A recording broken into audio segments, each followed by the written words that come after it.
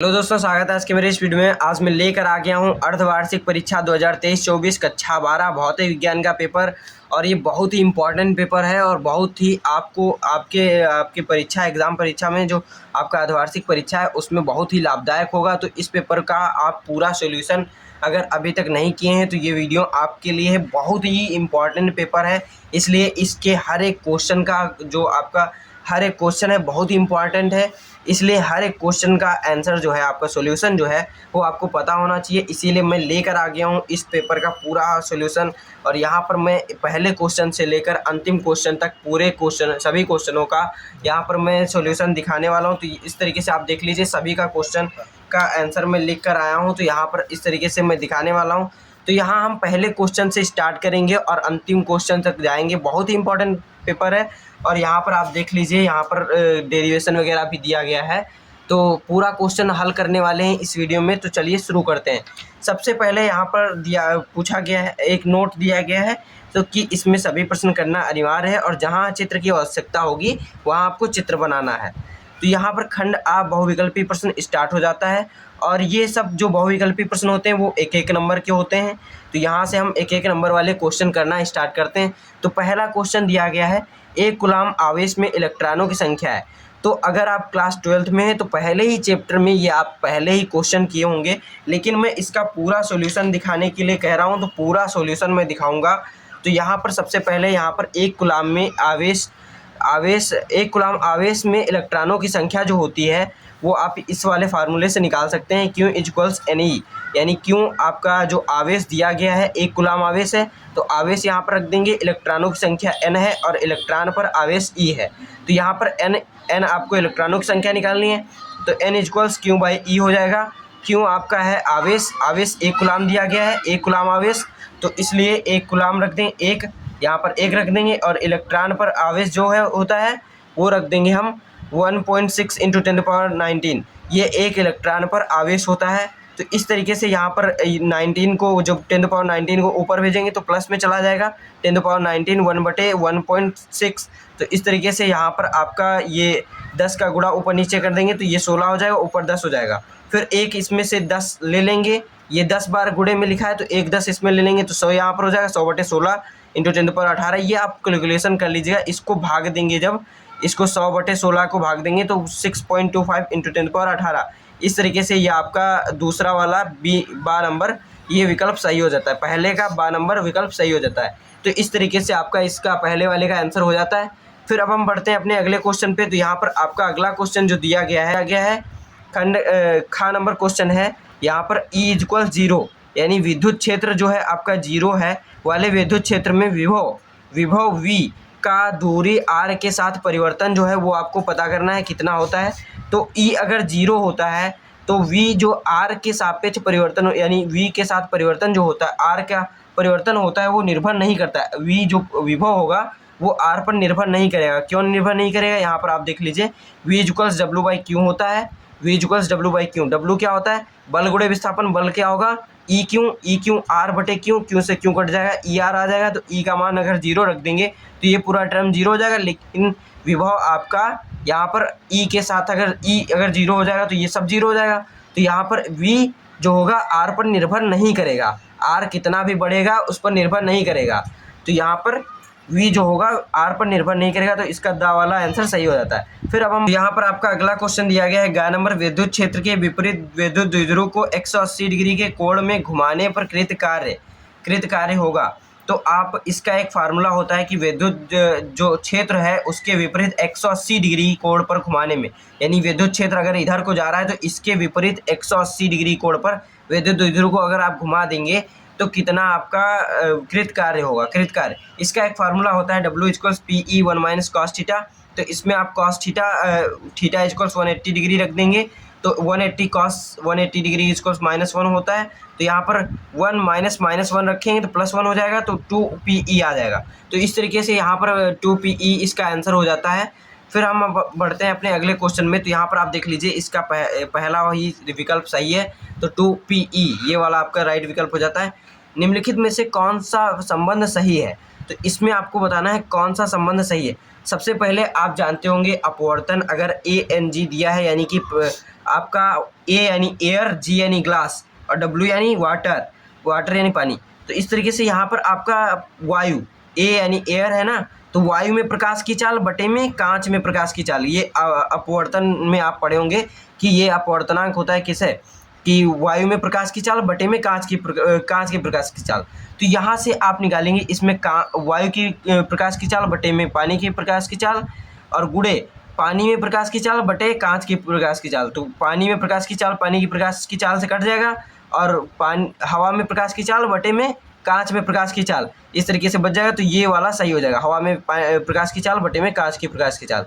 और ये सब विकल्प गलत हैं, यहाँ पर ये सब गलत है, पहला ही विकल्प सही है, इसमें भी संबंध सही है। फिर यहाँ पर आप देखेंगे अगला क्वेश्चन यहाँ पर दिया गया है, अंगा नंबर, प्रिज्म के अल्पतम विचलन कोण का मान निर्भर करता है। तो यहाँ पर प्रिज्म का अल्पतम विचलन कोण जो होता है उसका मान प्रिज्म के कोण, प्रिज्म कोण और अपवर्तनांक पर निर्भर करता है। किस तरीके से, इसका भी एक फार्मूला है, उसमें आप देखेंगे तो पता चल जाएगा कैसे कौन किस पर निर्भर करता है। ये होता है विचलन कोण, अल्पतम विचलन कोण डेल्टा एम इक्वल्स एन, क्या है, एन है आपका अपवर्तनांक, और जो ए है वो है प्रिज्म कोण। तो n-1 ए यानी आपका डेल्टा एम किस पर बदलेगा, अगर n बदलेगा तब भी बदलेगा, ए बदलेगा तब भी बदलेगा, यानी दोनों पर निर्भर करता है। अगर कोई भी मान बदलेगा तो डेल्टा एम बदलेगा ना। तो यहाँ पर आपका जो अल्पतम विचलन कोण है वो अपवर्तन और प्रिज्म कोण पर निर्भर करता है। तो इस तरीके से आपका इसका 12 नंबर आंसर सही हो जाता है। फिर अब हम बढ़ते हैं अपने अगले क्वेश्चन की तरफ। खंड खा में अति लघु उत्तरीय प्रश्न है। तो यहाँ पर अति लघु उत्तरीय प्रश्न दिए गए हैं, और यहाँ पर दूसरे का नंबर, एक पारदर्शी पदार्थ का अपवर्तनांक दृश्य प्रकाश के किस रंग के लिए सबसे अधिक होता है तथा किसके लिए सबसे कम होता है। यहाँ पर आपको बताना है कि अपवर्तनांक जो दृश्य प्रकाश होता है, दृश्य प्रकाश कौन सा है, जो सूर्य का प्रकाश आता है, सूर्य का प्रकाश, उसमें दृश्य प्रकाश आपका होता है सफ़ेद श्वेत प्रकाश किरण। तो वो वाली आपका प्रकाश जो होता है उससे आपको सभी चीज़ें दिखाई देती हैं। वो जो प्रकाश हम देख सकते हैं, यानी कि जिसके द्वारा हम वस्तुओं को देखते हैं, जिन जिन कलरों को देखते हैं, वो दृश्य प्रकाश वाले किरण होती हैं, उनकी किरणों को हम देख पाते हैं। तो दृश्य प्रकाश की किस रंग के लिए जो अपवर्तनांक होगा सबसे अधिक होगा और किसके लिए सबसे कम होगा। तो ये आप जानते होंगे कि आप अगर कोई प्रिज्म से हम प्रकाश को निकालते हैं तो सबसे ज़्यादा विचलन किसका होता है, बैंगनी रंग का। बैंगनी रंग का अगर सबसे ज़्यादा विचलन हो रहा है तो यहाँ पर सबसे ज़्यादा अपवर्तन किसका होगा, बैंगनी रंग का। लाल रंग का सबसे कम होता है, इसलिए लाल रंग का सबसे कम होगा। तो इसका भी पूरी तरीके से मैंने लिख के लाया हूँ। तो यहाँ पर आपको ऐसे ही नहीं, सब अच्छे से पूरी तरीके से दिखाने जा रहा हूँ। यहाँ पर मैं पूरा पेपर अच्छे से सॉल्व करवाने वाला हूँ, हर एक के क्वेश्चन आंसर सहित में है। इसलिए अगर अभी तक आप वीडियो को लाइक नहीं किए तो वीडियो को लाइक कर दीजिए, और अपने दोस्तों में भी वीडियो को शेयर कर दीजिए, और चैनल पे अगर नए हैं तो चैनल को सब्सक्राइब कर लीजिए, क्योंकि आपको इस चैनल से बहुत ही फ़ायदा होने वाला है। अगर आप भी 2023-24 में बोर्ड परीक्षा देने वाले हैं कक्षा 12 की, तो बहुत ही लाभदायक आपके लिए वीडियो है। तो यहाँ पर आप चैनल को ज़रूर सब्सक्राइब रखिए और बेल आइकन भी दबा दीजिए, वीडियो अपलोड होते रहेंगे, आपको नोटिफिकेशन मिलता रहेगा। यहाँ खंड खा अति लघु उत्तरीय प्रश्न। तो यहाँ पर पहले का आंसर मैं लिख दे रहा हूँ, क्या है, किसी पारदर्शी पदार्थ का अपवर्तनांक, किसी पारदर्शी पदार्थ का अपवर्तनांक दृश्य प्रकाश के लिए किस रंग के लिए सबसे अधिक और किस रंग के लिए सबसे कम होता है। तो यहाँ लिखा गया है किसी पारदर्शी पदार्थ का अपवर्तनांक दृश्य प्रकाश के बैंगनी रंग के लिए जो होता है सर्वाधिक होता है, एवं लाल रंग के लिए सबसे कम होता है। तो इस तरीके से इसका आंसर हो जाता है। अब हम बढ़ते हैं अपने अगले क्वेश्चन की तरफ। तो यहाँ आप अगला क्वेश्चन देखेंगे, खा नंबर दिया, स्वस्थ आँख के लिए निकटतम बिंदु कहाँ स्थित होता है। तो आप जानते होंगे कक्षा 10 में भी पढ़े थे कि स्वस्थ आँख के लिए निकटतम बिंदु जो होता है वो 25 सेंटीमीटर दूरी पर होता है। तो 25 सेंटीमीटर तक हम स्पष्ट बिना आप यहाँ पर देख सकते हैं। इस तरीके से आप यहाँ पर खा नंबर क्वेश्चन है, स्वस्थ आँख के लिए निकट बिंदु 25 सेंटीमीटर दूरी पर स्थित होता है और दूर बिंदु अनंत पर होता है। ये भी आप यहाँ पर मैंने एक्स्ट्रा लिख दिया है, दूर बिंदु अनंत पर होता है। 25 सेंटीमीटर पर निकट बिंदु होता है और दूर बिंदु अनंत पर होता है। तो अगर दूर बिंदु आप पूछ लेता है तो अनंत पर होता है, उसका सही विकल्प हो जाएगा, सही आंसर हो जाएगा। तो यहाँ पर अब आगे अगले क्वेश्चन में हम बढ़ते हैं। दो भौतिक घटनाओं का उल्लेख कीजिए। दो भौतिक घटनाओं का उल्लेख करना है जो प्रकाश के तरंग प्रकृति की व्याख्या करती हूँ या फिर उनको स्पष्ट करती हूँ, पुष्टि करती हूँ। तो पुष्टि करती हूँ, यानी कि आपको कोई दो ऐसी घटनाएं बतानी है, भौतिक घटनाएं बतानी हैं जो प्रकाश की तरंग प्रकृति को। तो यहाँ पर इसका सही आंसर हो जाता है प्रकाश का व्यतिकरण तथा वर्ण विक्षेपण विवर्तन आदि घटनाएं प्रकाश की तरंग प्रकृति को पुष्ट करती हैं।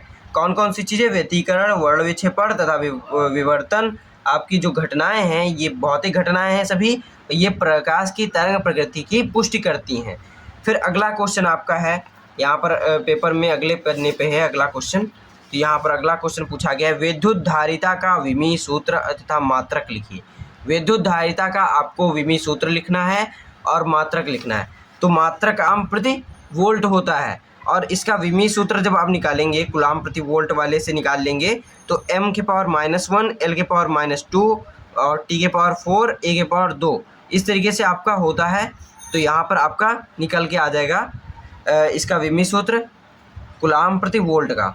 कूलाम प्रति वोल्ट से आपका ये जो विद्युत धारिता है उसका विमीय सूत्र निकल के आ जाएगा। फिर यहाँ पर आपका अगला क्वेश्चन दिया गया, तो यहाँ पर आपका अगला क्वेश्चन है ओम का नियम लिखिए। ओम का नियम लिखना है आपको। तो यहाँ पर मैंने लिख दिया है, आप देख लीजिए। ओम का नियम, यदि किसी चालक पदार्थ की भौतिक अवस्थाएं ताप, दाब आदि परिवर्तित ना हो यानी स्थिर रहें तो चालक के सिरों के बीच विभवांतर उसमें प्रवाहित धारा I के समानुपाती होता है, यानी V समानुपाती I equals V equals I. R समानुपाती का चिन्ह हटेगा तो R आपका कांस्टेंट आ जाएगा, समानुपाती स्थिरांक। तो R equals V by I, यही आपका ओम है, यही ओम का नियम है। इसका मात्रक जो प्रतिरोध का मात्रक ओम होता है और ये आपका जो पूरा है ये ओम का नियम है। तो इस तरीके से यहाँ पर ओम का नियम हो जाता है। फिर अब हम बढ़ते हैं अपने अगले क्वेश्चन की तरफ। तो ये खंडगा है। तो अगर अभी भी आप चैनल को सब्सक्राइब और वीडियो को लाइक नहीं किए तो जल्दी से कर लीजिए। बहुत गलत बात है अगर आप लाइक नहीं करते हैं चैनल वीडियो को। बहुत मेहनत से वीडियो आपके लिए मैं बनाता हूँ। तो यहाँ पर अब हम बढ़ते हैं अपने तीसरे क्वेश्चन की तरफ। किन्हीं 4 प्रश्नों के उत्तर दीजिए। तो यहाँ पर किन्हीं 4 प्रश्नों के उत्तर लिखना है। यहाँ पर 5 क्वेश्चन दिए गए हैं, 4 प्रश्नों के उत्तर देना है। प्रत्येक क्वेश्चन जो है 3 नंबर का यहाँ पर है। पहले 2-2 नंबर के थे, अब 3-3 नंबर के हैं। तो 3 नंबर के क्वेश्चन, पहला क्वेश्चन है इसमें, सेलों का आंतरिक प्रतिरोध क्या है? अपवाह वेग को समझाइए। यानी कि सेलों का आंतरिक प्रतिरोध जो होता है वो बताना है और अपवाह वेग को बताना है। दूसरा, यहाँ पर 2 क्वेश्चन एक साथ पूछे गए हैं। तो सेलों का आंतरिक प्रतिरोध, सबसे पहले आप देखेंगे सेलों का आंतरिक प्रतिरोध। तो यहाँ पर सेलों का आंतरिक प्रतिरोध, जब विद्युत धारा सेल के माध्यम से बहती है, यानी सेल के अंदर से जाकर बहती है, तो इलेक्ट्रोड और विद्युत अवघट्य द्वारा प्रस्तुत प्रतिरोध, यानी इलेक्ट्रोड और विद्युत अवघट्य जो चीज़ है उसके द्वारा प्रस्तुत जो प्रतिरोध होगा उसका मूल्य यानी उसका मान जो होगा सेल का आंतरिक प्रतिरोध कहा जाता है। उसको सेल का आंतरिक प्रतिरोध कहते हैं। तो इस तरीके से हो जाता है। अब अपवाह वेग या फिर अनुगमन वेग, जो आपका अपवाह वेग है उसको अनुगमन वेग भी कहते हैं। तो इसको समझाना है ये क्या होता है। तो यहाँ पर इसका भी मैंने लिख दिया है।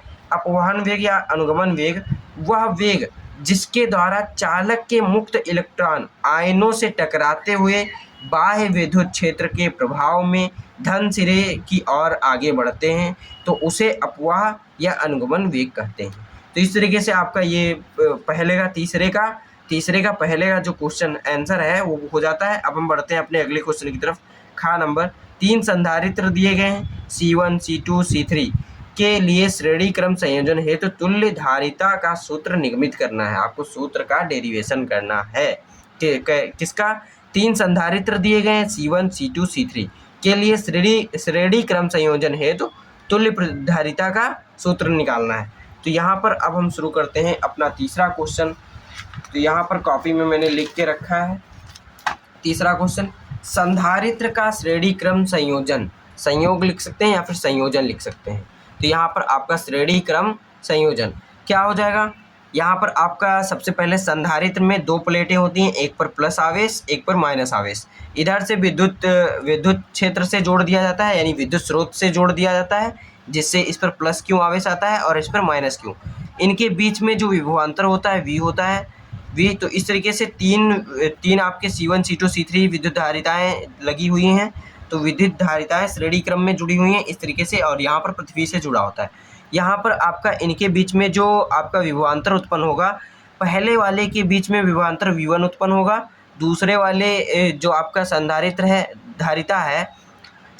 है उसके बीच में जो आपका होगा वो होगा आपका V2 और तीसरे वाले के संधारित्र के बीच में जो विभवांतर उत्पन्न होगा V3 होगा।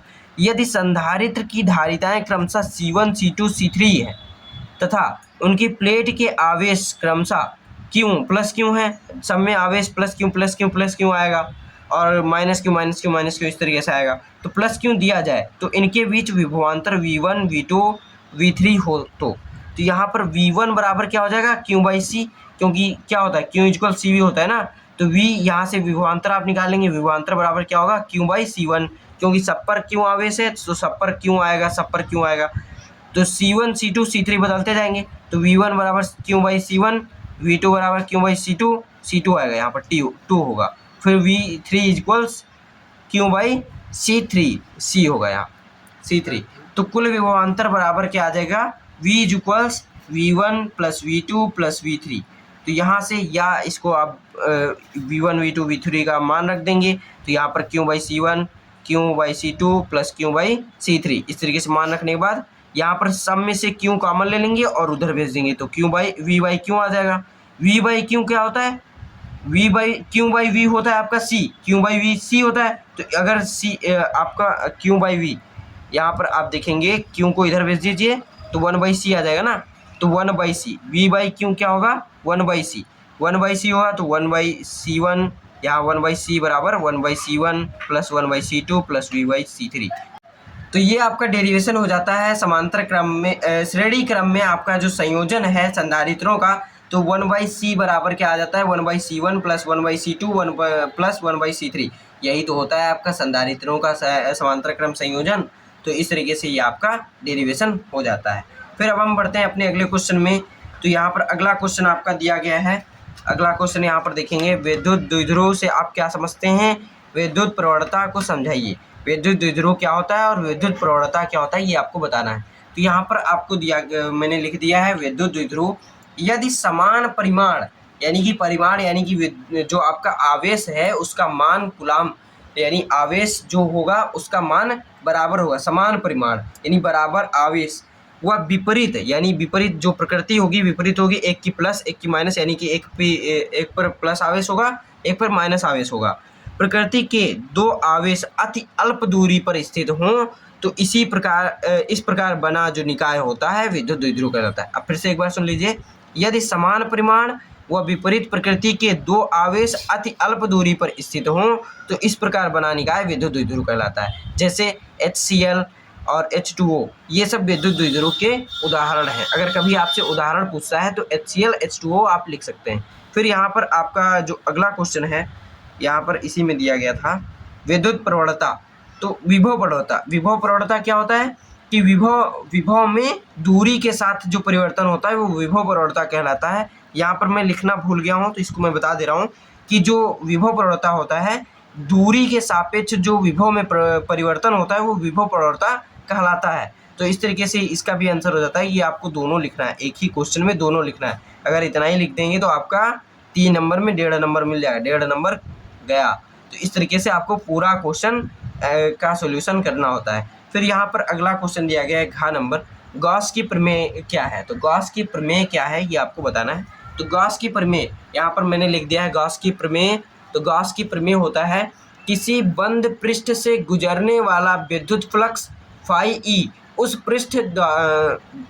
पृष्ठ द्वारा परिबद्ध कुल आवेश Q का 1/ε0 गुना होता है। यही है आपका गॉस का प्रमेय और ये फाई ई इक्वल्स Q/ε0 इस तरीके से हो जाता है, क्योंकि Q का इतने गुना होगा तो गुणा कर देंगे Q/ε0 हो जाएगा। तो इस तरीके से ये गॉस का प्रमेय हो जाता है। अब यहाँ पर अब हम बढ़ते हैं अपने अगले क्वेश्चन की तरफ। तो अगला क्वेश्चन यहाँ पर आपका दिया गया है, तो यहाँ पर आप देखेंगे अंगा नंबर क्वेश्चन है, कूलाम का विद्युत बल संबंधी नियम लिखिए। यहाँ पर देखिए 4 ही क्वेश्चन करने थे, लेकिन मैं आपको सॉल्यूशन कर दे रहा हूँ इस पूरे पेपर का, इसलिए हर एक क्वेश्चन में करके दिखाऊंगा। पेपर में आपको अगर 4 लिखा है तो 4 ही करना है, इसलिए यहाँ पर मैं पूरा कर रहा हूँ। कूलाम का विद्युत बल संबंधी नियम लिखना है। तो कूलाम का विद्युत बल संबंधी नियम में दिखा दे रहा हूँ किस तरीके से लिखना है।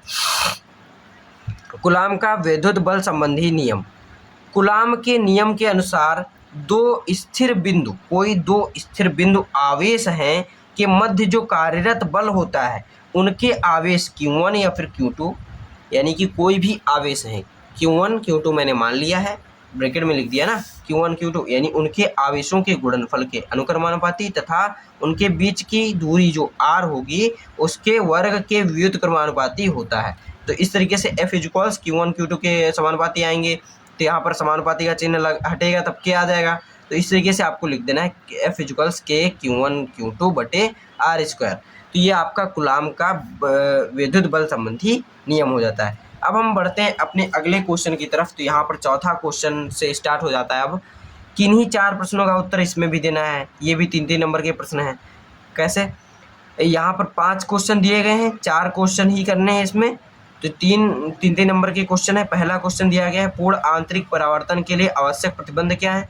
तो पूर्ण आंतरिक परावर्तन के लिए जो आपके आवश्यक प्रतिबंध होते हैं वो क्या हैं, वो आपको लिखना है। यानी कि पूर्ण आंतरिक परावर्तन जब होता है वो कंडीशन क्या होती है, उसमें क्या क्या चाहिए, वो आपको लिखना है। तो पूर्ण आंतरिक परावर्तन के लिए आपको जो प्रकाश की किरण होती है उसकी दिशा क्या होनी चाहिए, सघन माध्यम से विरल माध्यम की ओर, सघन माध्यम से विरल माध्यम की ओर। और बाद में फिर आपका दूसरा प्रतिबंध क्या होगा कि जो पूर्ण आंतरिक परावर्तन करना है तो आपका जो क्रांतिक कोण होता है, यानी कि आपतन कोण, जो क्रांतिक कोण होता है, क्रांतिक कोण जिस पर कि आपका जो प्रकाश की आने वाली किरण जो होती है वो आपका अपवर्तन के बाद 90 डिग्री के कोण पर झुक जाती है, वो आपका क्रांतिक कोण होता है। तो उससे अधिक यानी क्रांतिक कोण से अधिक जब आपतन कोण होगा तब जाके आपका पूर्ण आंतरिक परावर्तन होगा। तो इसको भी मैंने लिख के लाया है, तो यहाँ पर आप देख लीजिए लिखा हुआ, पूर्ण आंतरिक परावर्तन के लिए आवश्यक शर्तें निम्न हैं।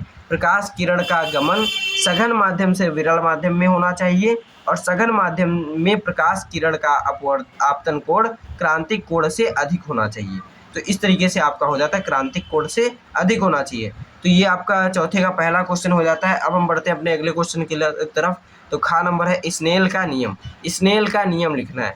तो स्नेल का नियम क्या है, तो स्नेल का नियम आप कक्षा 10 में भी पढ़े थे। तो यहाँ पर आप देख लीजिए स्नेल का नियम, किन्हीं 2 माध्यमों के लिए तथा एक निश्चित रंग के प्रकाश के लिए, यहाँ पर आप कोई एक चीज़ भी लिख सकते हैं या फिर दोनों चीज़ लिख देंगे तो ज़्यादा प्रभावशाली हो जाएगा।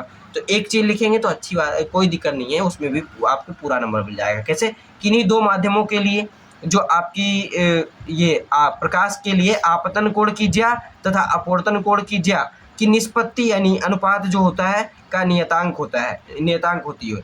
तो यदि आपतन कोण I एवं अपवर्तन कोण जो है R है तो इस नियम के अनुसार साइन I बटे साइन R इक्वल्स 1n2 यानी कि पहले माध्यम के सापेक्ष दूसरे माध्यम का अपवर्तन। तो इस तरीके से आपका साइन I बटे साइन R स्नेल का नियम हो जाता है।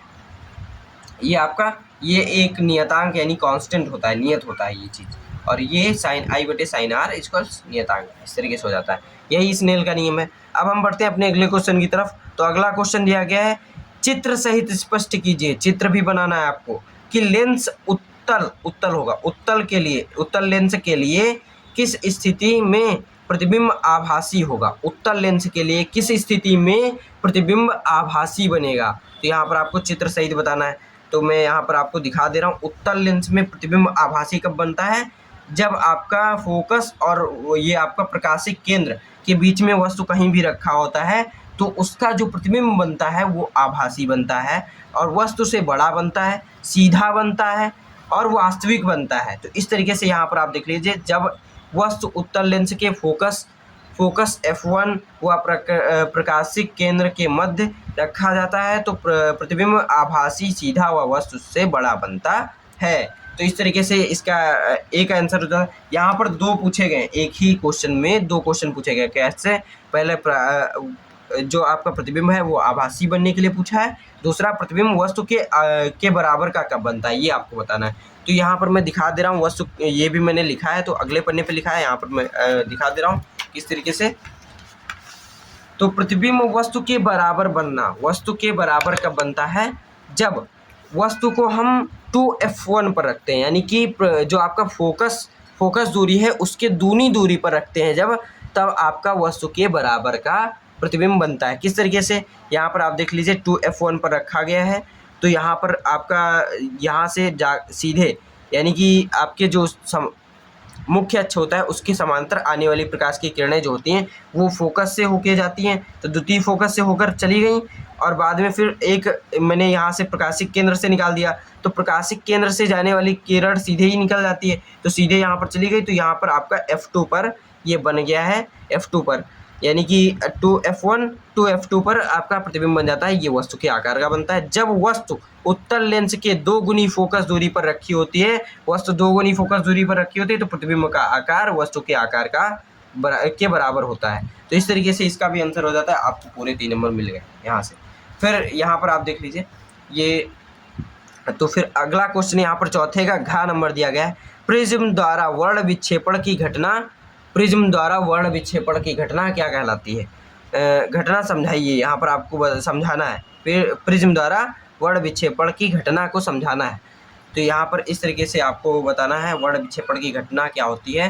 तो यहाँ मैंने लिख दिया है वर्ण विक्षेपण, जब सूर्य का प्रकाश प्रिज्म से होकर गुजरता है तो वह अपवर्तन के पश्चात प्रिज्म के आधार की ओर झुकने के साथ साथ विभिन्न रंगों के प्रकाश में बट जाता है। यानी कि जब प्रकाश का प्रिज्म से प्रकाश, सूर्य का प्रकाश जाता है तो वह उसमें अपवर्तन तो होता ही है, उसके साथ साथ वह विभिन्न रंगों में बट जाता है।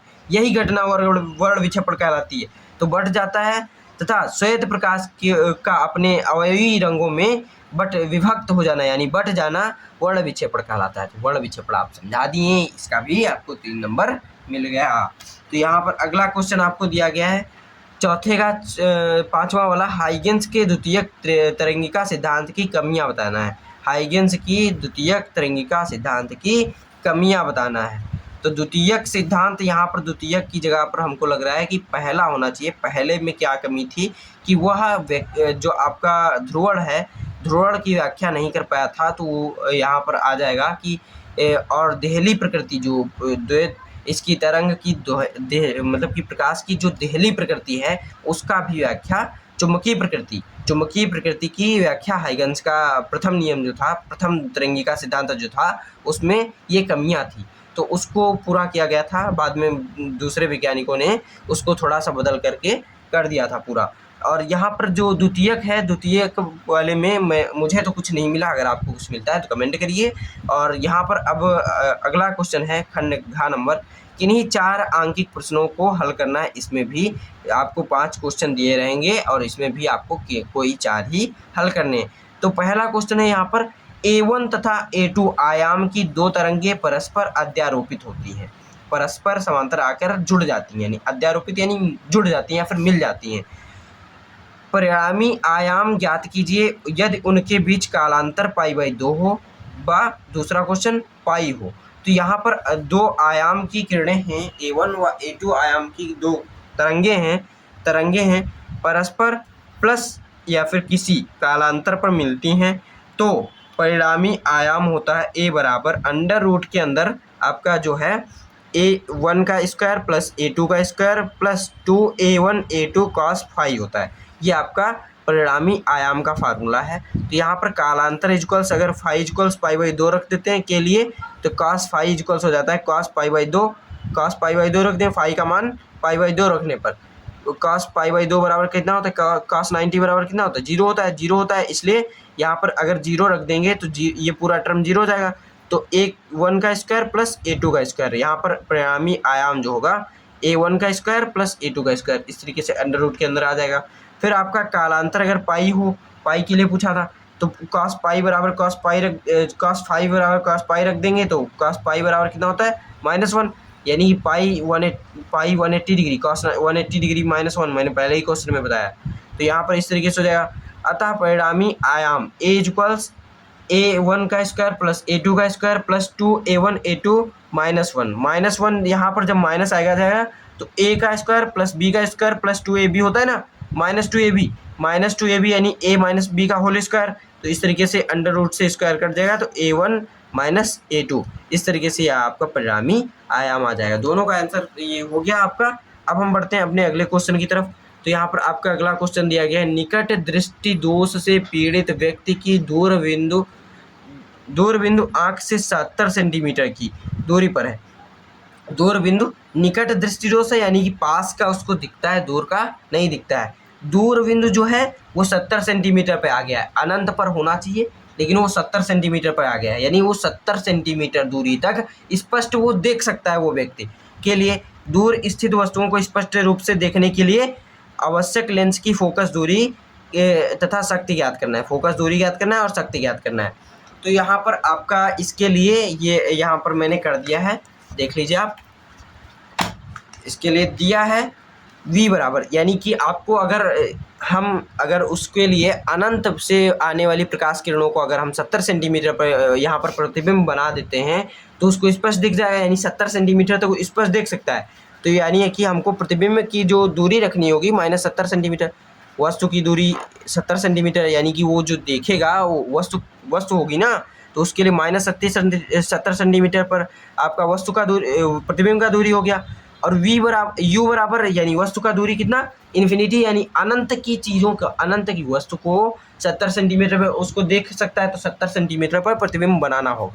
तो यहाँ पर आपका लेंस का फार्मूला जो होता है 1/v - 1/u = 1/f होता है। तो बराबर दिस इम्प्लॉइज डेट v का मान रख देते हैं और u का मान रख देते हैं। तो v का मान रख देते हैं -70 सेंटीमीटर, और जब u का मान -इन्फिनिटी देखेंगे तो माइनस प्लस हो जाएगा। तो 1/∞ क्या होता है, 0 होता है। 1/-70 बराबर 1/f आ गया। तो f बराबर कितना हो गया, -70 सेंटीमीटर, यानी 70 सेंटीमीटर। फोकस दूरी कितनी हो गई, 70 सेंटीमीटर। तो लेंस की शक्ति कितनी हो जाएगी, 1 जो आपकी p बराबर होता है 1/f होता है, ये मीटर में होता है, 1/f मीटर में होता है। तो 1 मीटर बराबर 100 सेंटीमीटर होता है, और ये सेंटीमीटर में दिया है तो 100 सेंटीमीटर बटे 70 सेंटीमीटर हो गया। माइनस में है तो माइनस में आएगा वैल्यू, और इसको डिवाइड कर देंगे तो 1.42 डायोप्टर, यानी ये शक्ति हो गई। तो इस तरीके से आपकी लेंस की शक्ति निकल आई है। फिर आपका अगला क्वेश्चन दिया गया है यहीं पर। अगला क्वेश्चन इस तरीके से आप देख लीजिए, 5.0 माइक्रोकूलम के बिंदु आवेश से 15 सेंटीमीटर की दूरी पर विद्युत विभव की गणना करना है। यानी कि आपको 5 माइक्रोकूलम का एक बिंदु आवेश दे दिया गया है, 5 माइक्रोकूलम का 15 सेंटीमीटर दूरी पर विद्युत विभव की गणना करना है। तो यहाँ पर मैंने कर दिया है, आप देख लीजिए। दिया गया है आवेश क्यों बराबर कितना दिया है, आवेश क्यों बराबर 5 माइक्रोकूलम, यानी 5 × 10⁻⁶ कूलम। तो आवेशों के बीच की दूरी r बराबर कितना दिया, 15 सेंटीमीटर। 15 सेंटीमीटर को क्या लिख सकते हैं, मीटर में, 15 × 10⁻² मीटर। विभव v ज्ञात करना है आपको। विभव बराबर v बराबर कितना, W/Q होता है। तो उसको जब बदलेंगे तो आपका आ जाएगा 1/4 पाई एप्सिलॉन नॉट Q/r। तो इस तरीके से v इसका मान होता है 9 × 10⁹, और क्यों दिया है आपका 5 × 10⁻⁶ बटे में 15 × 10⁻²। जब इसको हल करेंगे तो यहाँ पर आपका आ जाएगा 3 × 10⁵, यानी 3 × 10⁵ वोल्ट। यहाँ पर आपका वैल्यू आ जाएगा, यानी ये विभव होगा यहाँ पर आपका। फिर यहाँ पर आप देख लीजिए, विभव की गणना करना था तो विभव कितना आ गया, 3 × 10⁵ वोल्ट। फिर आपका अगला क्वेश्चन दिया गया है जो बहुत ही इंपॉर्टेंट है, बहुत ही इंपॉर्टेंट, ये परिपथ से है। तो परिपथ आपको दिया गया है कि क्या परिपथ है, तो बिंदु A व B के बीच दिए गए परिपथ की तुल्य धारिता ज्ञात कीजिए। यहाँ पर आपको ये परिपथ दे दिया गया है, इसमें आपको जो तुल्य धारिता आपको ज्ञात करना है। ये संधारित्र दिए गए हैं, और इनको आपको पूरे परिपथ की धारिता ज्ञात करना है। यहाँ तक आपका क्वेश्चन इस तरीके से दिया गया है, ये डायग्राम है, और ये आपका क्वेश्चन एक तरीके से हो जाता है। तो यहाँ पर मैंने इस चित्र को जो बनाने का तरीका है उसको आप समझिएगा। ये यहाँ पर दिया गया है, ये श्रेणी क्रम में जुड़ा है, फिर उसके बाद यहाँ पर 2 तार निकल जाते हैं, एक इधर एक इधर। तो इसको यहाँ पर देखिए श्रेणी क्रम में जोड़ के एक ऊपर की तरफ तार निकाल दिए, एक इस तरफ को। ये चित्र बनाने में पहले तो अगर आप अच्छे से चित्र बना लेते हैं तो यानी आप क्वेश्चन को समझ गए किस तरीके से आपको चित्र बनाना है। तो इस तरीके से इस वाले तार में कितने 3 संधारित्र जोड़े गए हैं, तो ऊपर वाले तार में 3 संधारित्र जोड़ देते हैं। फिर नीचे जो तार आया था उसमें 2 समांतर क्रम में जोड़े गए हैं संधारित्र। तो नीचे वाले तार में 2 समांतर क्रम में संधारित्र जोड़ के बाद में फिर एक बिंदु पर मिलाकर B बिंदु से जोड़ दिया जाता है। एक यहाँ पर इस पर मिला कर के बी बिंदु से जोड़ दिया जाता है। तो इस तरीके से आप इसका चित्र बना लेंगे। ये तीनों श्रेणी क्रम में है। श्रेणी क्रम के लिए अभी हमने फार्मूला डेराइव किया कि किस तरीके से श्रेणी क्रम में जोड़ते हैं। 1/c equals 1/c equals 1/c2 c3 1/c इस तरीके से। तो यहाँ पर C2 बराबर दिया है 6 माइक्रोकलाम, C1 बराबर इतने माइक्रोकलाम, सब यहाँ पर दिया गया है। C1 बराबर 40 माइक्रोफैरेड। फैरेड यानी कि विद्युत धारिता की आपका जो मात्रक होता है वो फैरेड होता है, इसलिए माइक्रोफैरेड दिया गया है। C2 इक्वल 60 माइक्रोफैरेड, तो C3 equal 60 microfarad, C4 equal 60 microfarad, और यहाँ पर C5 जो है 10 माइक्रोफैरेड है और C6 10 माइक्रोफैरेड है। तो इस तरीके से यहाँ पर दिया गया है। अब माना परिपथ, यहाँ पर देखिए मान लेंगे, हर एक जगह पर बिंदु मान लेंगे, जिससे कि अलग अलग करके जोड़ लेंगे। यहाँ पर ये तीनों श्रेणी क्रम में है, तो श्रेणी क्रम संयोजन डी, यहाँ पर डी बिंदु मान लिए, ई बिंदु। परिपथ डी और ई के बीच में, परिपथ डी और ई में विद्युत धारिताएं क्रमशः C2 C3 C4 है, C2 C3 C4 है, श्रेणी क्रम में संयोजित हैं, अर्थात 1/c डैश, C डैश इसको मान लिए हैं, जो इसका परिणामी विद्युत धारिता आएगा C डैश मान लिए। तो यहाँ पर 1/c2 plus 1/c3 plus 1/c4। अब अगले पन्ने पे आगे का सॉल्यूशन है, तो अगले पन्ने पे आप देख लीजिए, आगे भी चित्र मैंने बनाया है, जितने की आवश्यकता है उतने की मैंने चित्र बनाता रहा हूँ। तो यहाँ पर 1/c डैश, ये सब देखिए 60 थे, यानी 60 माइक्रोफैरेड थे, 60 माइक्रोफैरेड, तो 1/60 प्लस 1/60 प्लस 1/60, तो ये यहाँ पर 3/60 बराबर 1/20 आ जाता है। यानी यहाँ पर C डैश बराबर आपका 20 माइक्रोफैरेड हो जाएगा, 20 माइक्रोफैरेड। इसको मैं सही कर देता हूँ, 20 ना, यहाँ पर 20 माइक्रोफैरेड आ गया, C डैश बराबर 20 माइक्रोफैरेड। तथा अब परिपथ FG परिपथ यहाँ से लेकर यहाँ तक को जो माने हैं FG माने हैं, तो परिपथ FG में C6 और C5, देखिए यहाँ पर C5 है और C6 है, C5 और C6 समांतर क्रम में संयोजित हैं, तो कुल धारिताएं C डबल डैश बराबर, समांतर क्रम के लिए क्या होता है, डायरेक्ट वो जुड़ जाते हैं, डायरेक्ट जुड़ जाते हैं, जैसे हैं तो C5 प्लस C6 कर देंगे, तो यहाँ पर डायरेक्ट 20 माइक्रोफैरेड आ जाएगा। 10 माइक्रोफैरेड के थे वो दोनों, तो 20 माइक्रोफैरेड आ गया। अब हम संपूर्ण संयोजन को निम्न प्रकार लिख सकते हैं, ऊपर वाले में ऊपर जो तार गया था उसका 20 माइक्रोफैरेड आ गया संधारित्र की धारिता, और दूसरा जो नीचे गया था उसका भी 20 माइक्रोफैरेड आ गया। C डैश उसको माने थे, इसको C डबल डैश माने थे, तो इस तरीके से हो गया। अब यहाँ पर जो जुड़ा हुआ था उसको हमने बाद में जोड़ दिया, कोई दिक्कत नहीं, पहले जोड़िए या फिर बाद में जोड़िए, आपका जो संधारित्र की धारिता आनी है वो बराबर आएगी। तो यहाँ पर मैंने जोड़ दिया है। तो यहाँ पर आप देखेंगे ये दोनों समांतर क्रम में है, ये तो सीधे जुड़ जाएंगे, देखिए समांतर क्रम में तो डायरेक्ट जुड़ गया।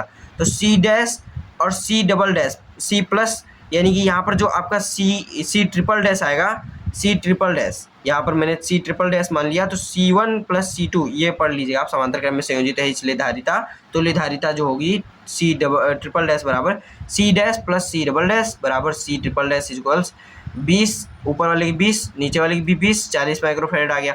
और ये जो आपका ये यहाँ पर दिया गया C1, जो C1 आपका जो संधारित्र है उसकी 20 माइक्रोफैरेड धारिता पहले से ही है, तो यहाँ पर ये पूरा और इसके श्रेणी क्रम में है ना, तो यहाँ पर देखिए इस प्रकार बना सकते हैं, ये इसका आ गया 40 माइक्रोफैरेड आ गया ना, तो इसका यहाँ पर भी 40 माइक्रोफैरेड है, ये C1 जो है 40 माइक्रोफैरेड है। यहाँ पर आप देखिए चित्र में थोड़ा गलती बना है, C1 बराबर 40 माइक्रोफैरेड, तो इस तरीके से आ जाए, और इस पूरे परिपथ का आ गया है C बराबर 40 माइक्रोफैरेड। तो ये दोनों समांतर क्रम में जुड़े, श्रेणी क्रम में जुड़े हुए हैं, देखिए श्रेणी क्रम में 40 माइक्रोफैरेड श्रेणी क्रम में, तो श्रेणी क्रम के लिए वही फार्मूला फिर लगा देंगे, 1/c equals 1/c dash plus 1/c triple dash बराबर 1/c बराबर 1/40 प्लस 1/40 बराबर 2/40 बराबर 1/20। इस तरीके से C बराबर 20 माइक्रोफैरेड ये आपका आंसर आ जाता है। तो संधारित्र की तुल्य धारिता C बराबर 20 माइक्रोफैरेड आ जाएगा। तो बहुत ही आसान ये क्वेश्चन है, और ऐसे क्वेश्चनों को करना बहुत ही आसान होता है, तो इस तरीके से ये आप कर सकते हैं। फिर आपका अगला क्वेश्चन यहाँ पर दिया गया है, अंगा नंबर, देखिए बहुत बड़ा वीडियो हो चुका है और यहाँ तक बोलने में मेरा गला भी दर्द करने लगा है, और अगर अभी तक आप वीडियो को ना लाइक नहीं किए तो बहुत गलत बात है। वीडियो को जल्दी लाइक करिए और अपने दोस्तों में भी शेयर करिए वीडियो को। तो यहाँ पर अब हम बढ़ते हैं अपने अगले क्वेश्चन की तरफ। 5वां क्वेश्चन है, एक विद्युत द्विध्रुव समान परिमाण 5 माइक्रोकुलाम के 2 विपरीत आवेश से मिलकर बना है। एक विद्युत द्विध्रुव है जिनके जो आवेश हैं वो 5 माइक्रोकुलाम के 2 आवेश हैं, विपरीत आवेश हैं, यानी एक तरफ -5 माइक्रोकुलाम होगा और एक तरफ +5 माइक्रोकुलाम होगा। तो जिसकी लंबाई जो द्विध्रुव है उसके बीच की जो दूरी है 4 सेंटीमीटर है और द्विध्रुव के मध्य बिंदु यानी O से लेकर बिंदु P कोई भी बिंदु होगा जो 4 सेंटीमीटर दूरी पर स्थित है। दूरी पर अच्छी स्थिति में स्थित विद्युत क्षेत्र की तीव्रता ज्ञात करना है, आपको तीव्रता ज्ञात करना है। तो यहाँ पर मैंने किया है, देख लीजिए आप इस तरीके से, किस तरीके से मैंने किया है।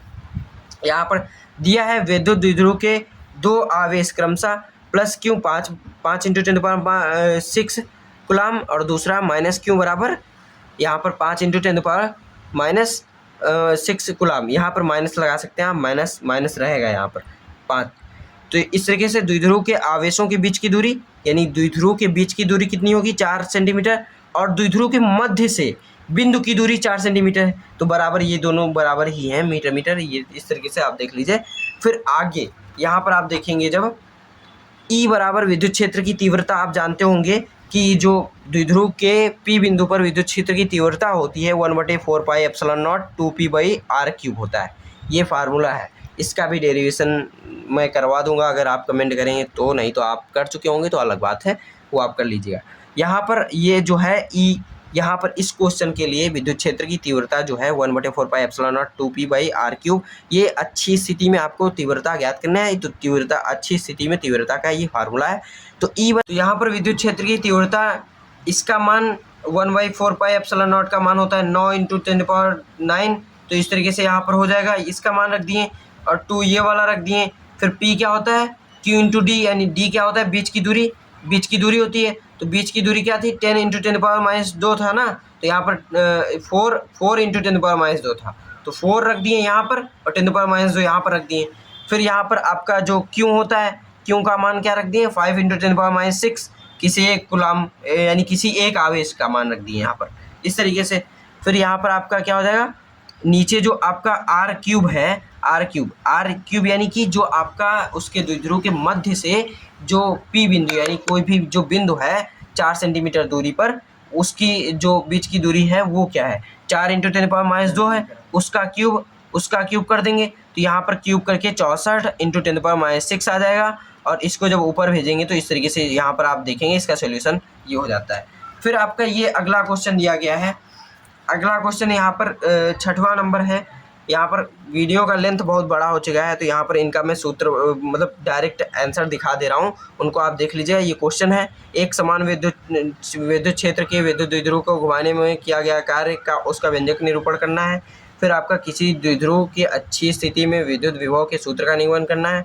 फिर लेंस मेकर सूत्र स्थापित करना है। फिर निकट दृष्टि दोष का कारण एवं निवारण की सहायता से स्पष्ट करना है, मतलब कारण स्पष्ट करना है एवं निवारण भी चित्र की सहायता से स्पष्ट करना है। तो यहाँ पर सबसे पहले क्वेश्चन का यहाँ पर आंसर पूरा देख लीजिए इस तरीके से, और क्वेश्चन का आंसर देख लीजिए। फिर अब हम बढ़ते हैं अपने अगले क्वेश्चन की तरफ। तो इसका भी सॉल्यूशन आप अच्छे से देख लीजिए। अथवा वाला क्वेश्चन ये है, तो इसका भी मैंने ये पूरा क्वेश्चन कर दिया, पूरा डेरिवेशन मैंने किया है। तो यहाँ पर आप देख लीजिए, आराम से देखिए यहाँ पर, और वीडियो को पॉज करके देख लीजिए अगर आपको पूरा देखना है। तो यहाँ पर इस तरीके से लिख दिए, बहुत ही इम्पोर्टेंट क्वेश्चन है। तो इनका आप पूरा अगर सॉल्यूशन करे रहेंगे तो आपके एग्ज़ाम में फ़ायदा आएगा। और मैं भी क्लास 12th का स्टूडेंट हूँ, तो मेरे लिए भी बहुत ही ये चीज़ें लाभदायक हैं। तो मैं भी इनका प्रैक्टिस करता रहूँगा। और यहाँ पर मैंने अगर आपके लिए पूरा वीडियो आपको बताने के लिए मैंने बनाया है, तो आप भी अपने दोस्तों को ज़रूर बताइए, क्योंकि ये वीडियो आपके लिए और आपके दोस्तों मित्रों के लिए सबके लिए बहुत ही इम्पोर्टेंट है। तो मैं अगर आपको इतना बता रहा हूँ तो वीडियो को शेयर ज़रूर करिए। तो यहाँ पर आपको भी बहुत फ़ायदा आएगा और हमें भी आएगा। वीडियो को आप अगर लाइक और शेयर, चैनल को सब्सक्राइब करते हैं तो हमें बहुत ही मोटिवेशन मिलता है और आपके लिए आगे के वीडियो बनाने के लिए हमें प्रेरणा मिलती है। तो आगे के वीडियो आपको इसी तरीके से अगर आते रहें, आप चाहते हैं इस चैनल पे आपके लिए अच्छे से अच्छे क्वेश्चन के इम्पोर्टेंट क्वेश्चन और इम्पोर्टेंट पढ़ाई से रिलेटेड आपके वीडियो आते रहें, तो वीडियो को लाइक ज़रूर किया करिए और चैनल को सब्सक्राइब भी किया करिए। तो यहाँ पर सभी क्वेश्चंस के आंसर आप देख लीजिए, इस तरीके से दिए गए हैं। तो यहाँ पर इस तरीके से आप देख लीजिए। अब ये पूरा हो जाता है, यहाँ पर आपका पूरा हो जाता है। तो अब हम मिलते हैं अपने अगले क्वेश्चन में अपने अगले वीडियो में। तब तक के लिए धन्यवाद।